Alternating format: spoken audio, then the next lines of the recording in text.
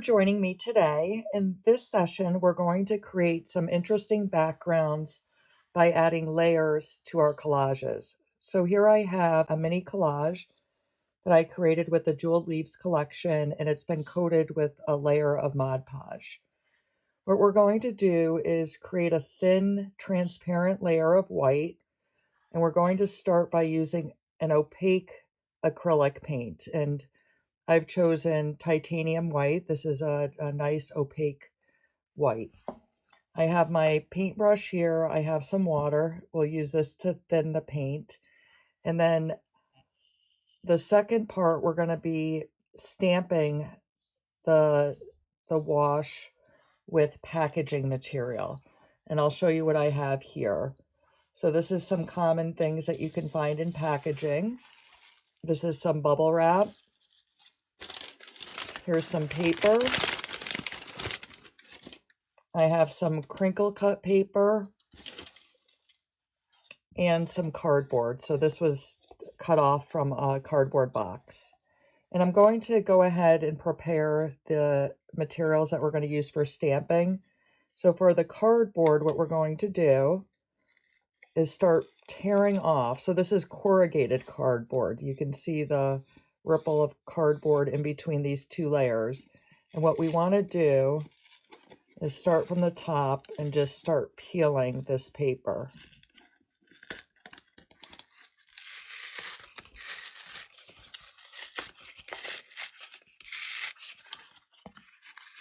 And we don't want it to all come off, so this is nice that some of it's staying and some of it's not. This is going to create a really nice texture. If I want to peel a little bit more, I can try to start from an edge. And this piece here, I'm going to try to tear it in half, because this is all we need for a small collage, or we can even use this for a big collage. And then we have this pile here. We're going to try that as is. For the paper that we sometimes find in packaging, I'm going to rip some of it and kind of bunch it up into a ball like that.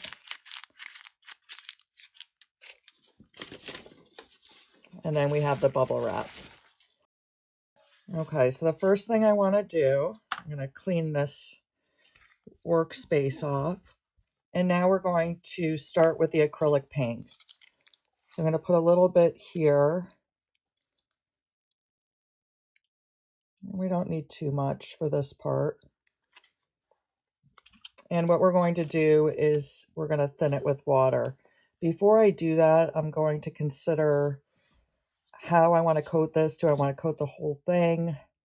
Do I want to coat some of it?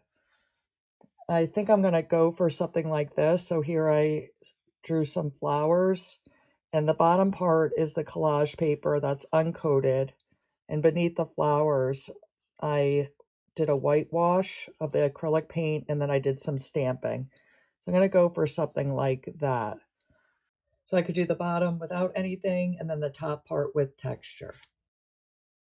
And I could do it like this, like this. So here, getting a straight line is going to be a little bit tricky. But one tip I have is this blue painter's tape you can find at hardware stores or house painting stores. You may be able to find it at a craft store. But what I'm going to do is go ahead and place this down. So this is going to create my line. I'm going to dip my paintbrush in the water. And what I want is just to grab a little bit of that paint and water it down. And you'll have to play around to see how much water to use. I'm going to dip it a little bit more.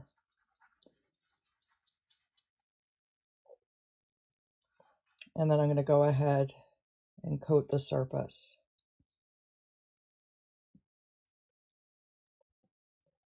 There are a variety of acrylic mediums that we can use to thin acrylic paints. but I find that the water does work well for this purpose.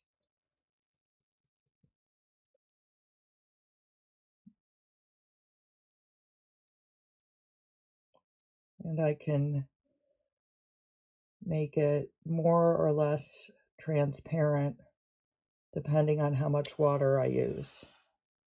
And all I'm looking for is a thin coat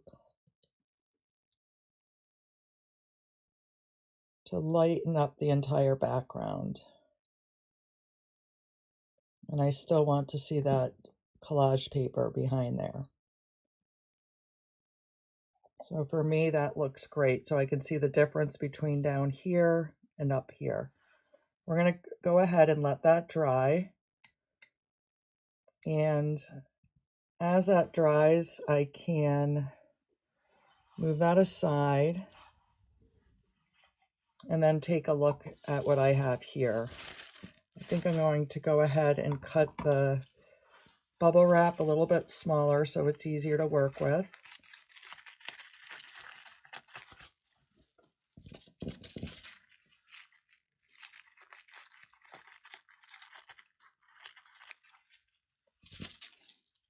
And then I have my other material here. So for this next step, we're going to want the paint to be opaque. We don't want it watered down. And there's a couple ways that we can get our textures onto this surface. One way, I'm going to go ahead and grab a dry brush here. And maybe I will wipe up some of this water with my cloth. And I can spread out the paint here. This brand that I'm using is quite thick. I'm going to add a little bit more.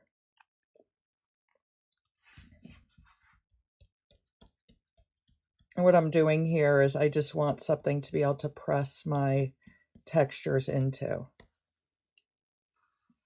So I can start with this paper here that I bunched up.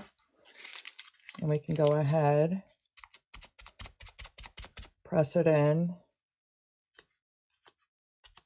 and then add texture like that.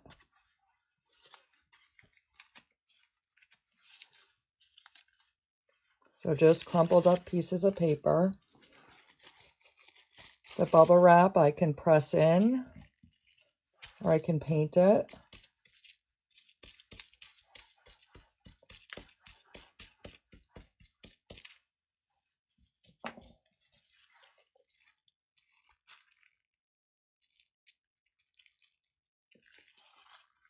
And add that to a couple spots. Now it's going to be a little bit harder as the layers go, but we don't necessarily want to know how these marks were created. And here I'm going to try this. I actually haven't tried this before, but this crinkle cut paper came in some packaging. And I'm going to do that and add some texture.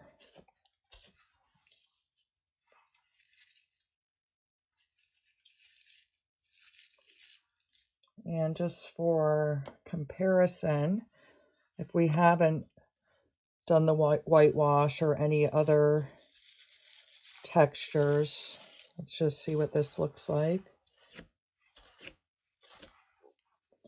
And here, because this is colored, it's actually pulling some of the pinks. So that's something to consider.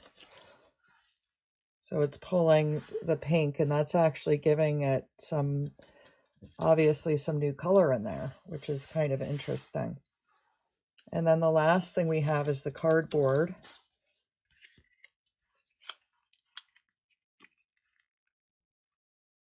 I'm gonna add a little bit more paint.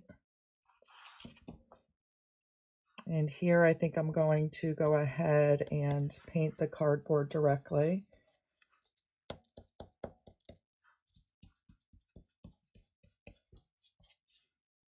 I'm going to wet my brush a little bit.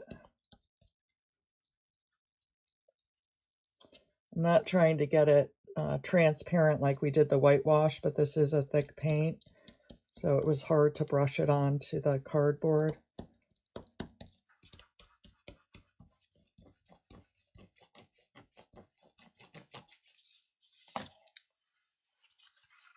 I'm going to press it on here.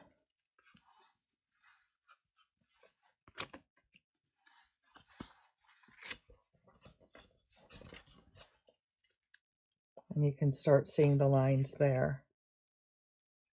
I'm going to add some on here as well.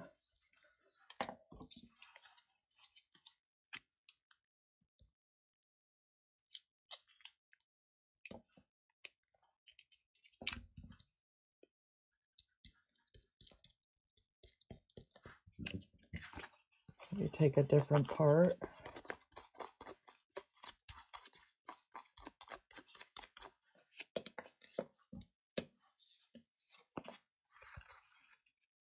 And stamp it.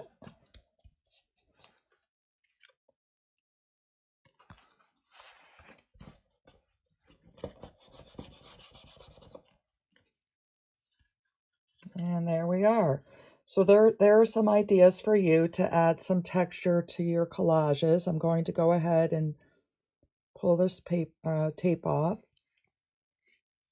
Some of it snuck underneath, which is absolutely fine. If I want to try to wash that off, I'm taking a cotton swab here that's been dipped in water, and I can clean it up a little bit because the paint's still a little bit wet, and I had added the Mod Podge to the paper. This will not wash off if there's no coating on that collage paper, so I clean that up a bit.